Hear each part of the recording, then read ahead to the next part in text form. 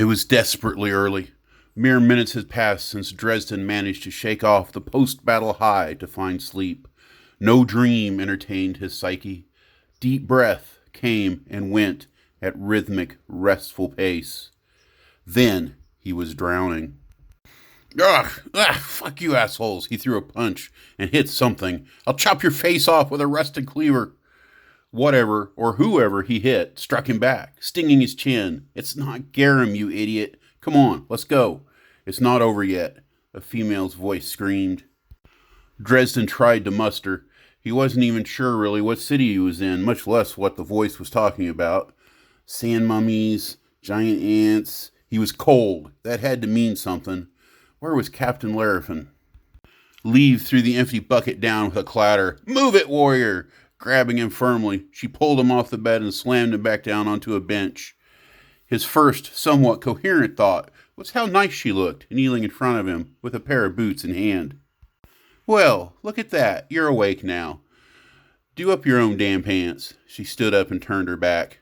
We need to hurry. Those aren't my boots. He grabbed his socks and then his hiking shoes. What's not over? She didn't answer. Instead, she turned back to help him wrestle into his padding, leathers, and a coat. A moment later, he was in front of the barracks, still struggling to buckle clips and settle his equipment. When did it start to snow? Dresden, this is Nicodemus, Frote, Colleen, and Edvin. Dresden had no idea which was which, but it was certain that the small assembly of warriors had him outclassed. They exuded a sense of battle-wise confidence, but more than that was their dress. The humans both wore expensive jewelry. The Tagara's pouches looked like snakeskin, and his chain armor would have been black, but every third ring was silver. The armor caused his whole body to shimmer in the firelight. Finally, the Minotaur among them held a shield that looked like a toothed mouth, as if it could clamp down on anyone who got too close.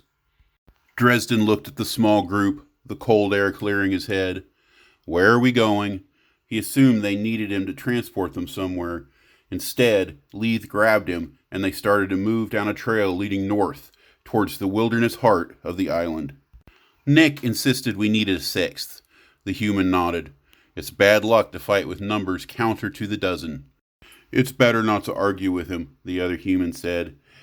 Dresden stayed quiet, settling into a brisk jog to keep pace with the longer-legged warriors.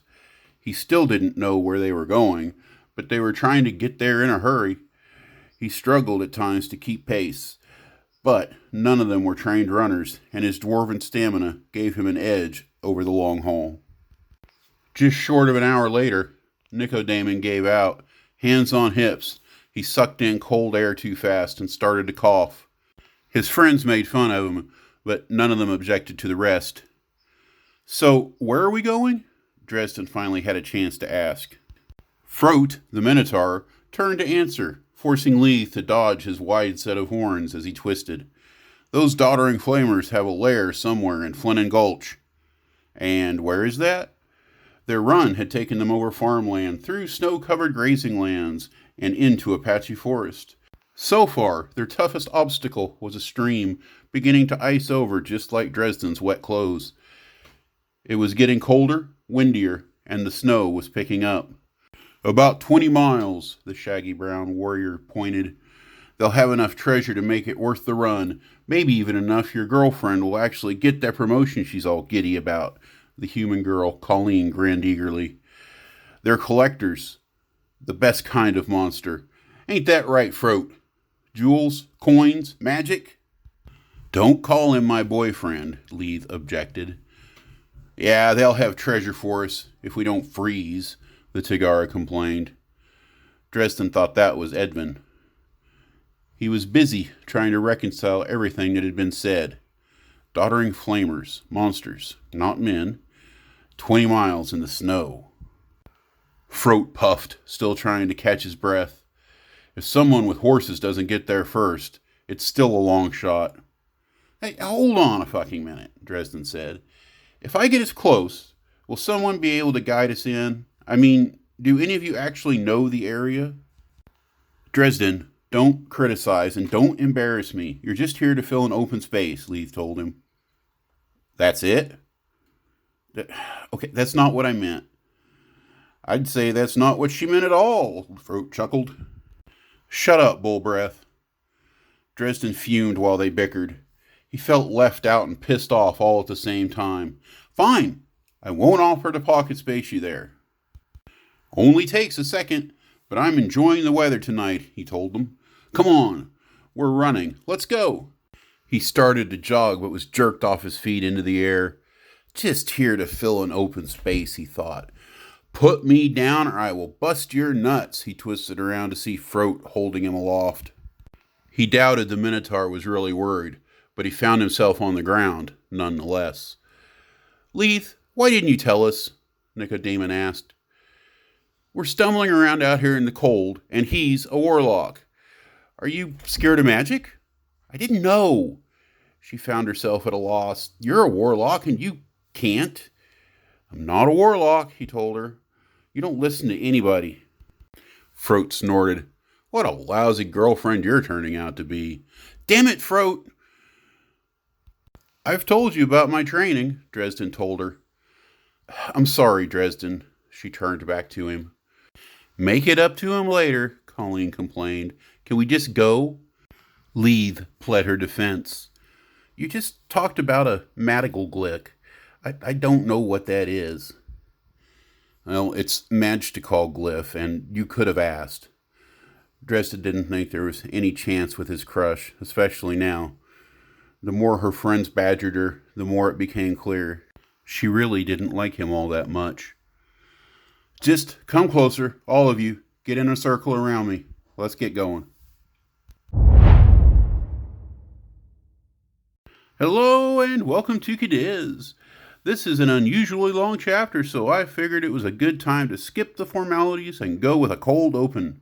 If you happen to be new to the channel, this is the tale of Dresden Fane, a warrior of the Stone Clan, and I'm your guide in this journey, Lewis Nichols. If you're not new, you know we're telling the story of the bad guys, but for now, it's just some monsters versus some warriors, all mixed up in a big old love story that may never get itself straightened out. Now, Dresden Fane and Company is about to come out of pocket space, so let's get back into it. For those of you keeping track, this is Chapter 31.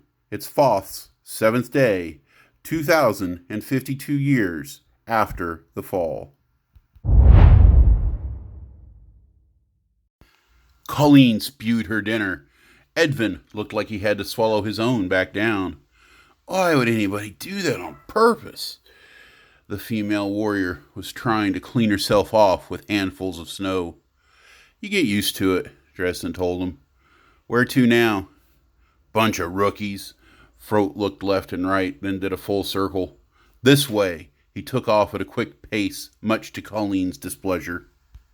You're still not getting an equal share, Nicodemus told the dwarf. Dresden laughed. It's all for the clan anyway. Well, sort of. The human wasn't sure what to say. Well, we still get our due. Either way, I'll let Master Nanok's executors work that part out. I'm just in it for the glory. The pace would have been easy for him, if not for the snow that came to his knees. Luckily, the rest couldn't move that fast either. They couldn't see. Dresden edged away from the torchlight to let his vision shift. In the dark, the cooler snow was beautiful. It clung to warmer trees, cooling them where it accumulated. The ground was a patchwork in shades of orange, depending upon what lay beneath. Stone lost its heat quickly, but the forest soil could stay relatively warm for days. To his vision, the gulch appeared as a wide, dark line, and he began looking for a place to descend the 15 feet to the bottom. It was wide, lined with trees, a stream running briskly down the middle. His vision went white as blinding balls of fire came streaking at him through the blizzard. He leapt, ass first, hitting a muddy incline and sliding a few feet to the crevice bottom. Hunkering down, he waited, certain that if he could engage in melee, he could defeat one of the wrinkled beasts on his own. But no enemy came. Nothing moved except the stream, so he started to make his way down the gulch. Once he stopped, maybe hearing the clash of arms, but it could have just as easily been a limb snapping from the weight of wet snow. Managing his way out of the ravine, he looked about. "Can anyone hear me?" In response, two balls of flame flew by him from opposite directions. He imagined they each hit the other flamer like he'd once seen in a play, but with arrows. A moment later, Dresden came across two of the strange men cut to pieces and thought he heard a scream just behind him, but there was no one there. It seemed like a long time before he bumped into Froat. "Oh, there you are. Figured you were dead. We won." Soon the snow was dying down. Without so many fireballs flying about, he could see well enough to bring everyone together. This time they moved forward more cautiously. Froat took the lead, with Leith and Edvin just behind to his left and right. Dresden was pushed back to Edvin's rear and told to keep Nick safe. It seemed like a joke, but he did as he was told. Advancing steadily, they moved up the snow-filled stream bed. 3 times brief battles played out. They were all about the same. Froat took a blast of fire to the face. The warriors ran forward and slew the flaming daughters. Monsters or not, 1 or 2 at a time, they weren't much of a threat to Leith and her friends. Not once was Dresden able to get involved, but he supposed he'd done his part. In the back of his mind, he was pretty sure one of those fireballs would have left him roasted and forgotten. "What is that?" Dresden waved for Colleen to back off with her torch. "It's a cabin, sort of built into the side of the ravine," he told them when his eyes shifted back. Nicodamon summoned a handful of small lizards and sent them into the structure to look around. Finding nothing, the team entered. "I thought this was just a convenience of theater." Dresden helped haul a chest out of the shack and watched Froat force it open. "A what?" The Minotaur punched the latch, breaking it asunder. "Never mind." Coins and jewels dumped out across the ground. The dwarves' eyes got wide. The jewel-crusted hilts of weapons protruded from the pile. There was a gold belt, silver goblets, and little metallic vials of the gods knew what. "I do love it when they keep their loot all in one place," Edmund complimented their fallen enemies. "Dresden, can you get us back with this?" Leith asked. "Yes, I can." Open space, ready and able. 10 minutes later, they were back home. Mission and chapter successful. That's going to do it for us today. I hope you all enjoyed it. Leave a like if you did.